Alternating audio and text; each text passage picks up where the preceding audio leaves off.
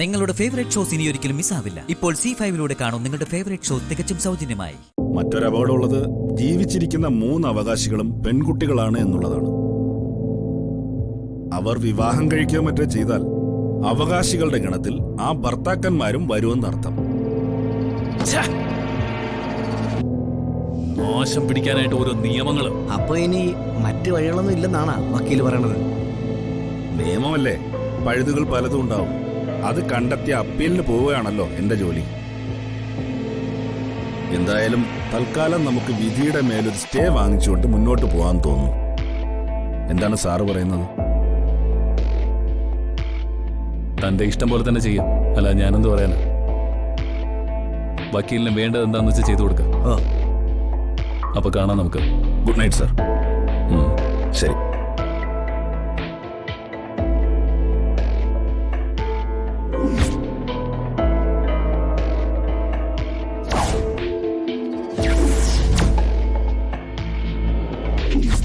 തൃപ്പങ്ങോട്ട് വാസുദേവന്റെ സ്വത്തുക്കൾ അയാളുടെ 4 മക്കൾക്കുമായി തുല്യമായി വീതിക്കപ്പെടും.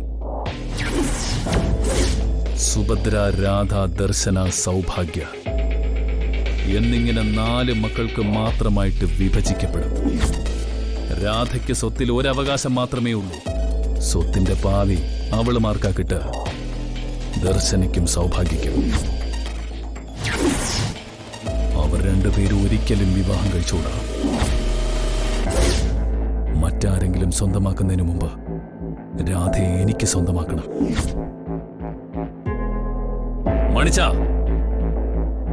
വക്കീല് പോയി.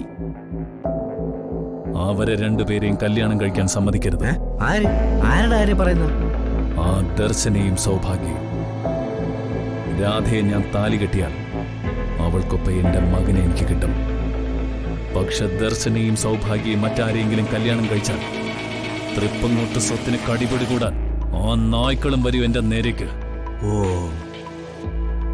പിന്നെ ഞാൻ തന്നെ വീണ്ടും കൊലക്കത്തി എടുക്കേണ്ടി വരും. അതിനേക്കാൾ ഏറ്റവും നല്ലതെന്താ?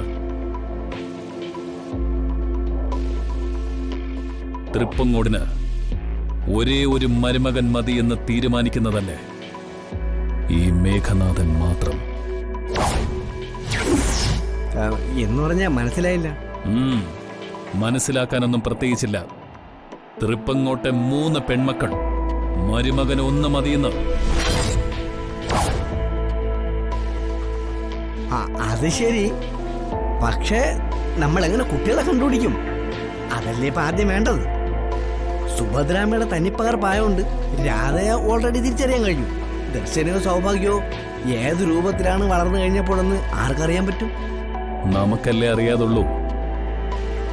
എല്ലാം അറിയുന്ന മറ്റൊരാളുണ്ടെങ്കിലോ? അതാരാ? ബ്രഹ്മാവാണോ? അയാളൊരു ബ്രഹ്മാവ് തന്നെയാ. പടം വരയ്ക്കുന്ന ബ്രഹ്മാവ്. വിലാസം ഞാൻ തരാം. താൻ വേണം കൂട്ടിക്കൊണ്ടുവരാൻ. അതാരാണപ്പനെ ഈ പടം വരയ്ക്കണ ബ്രഹ്മാവ്? കാണാൻ പോകുന്ന പൂരം പറയണോ? വേണ്ട. രാധ ഇനി സ്റ്റാൻഡ് ബൈ.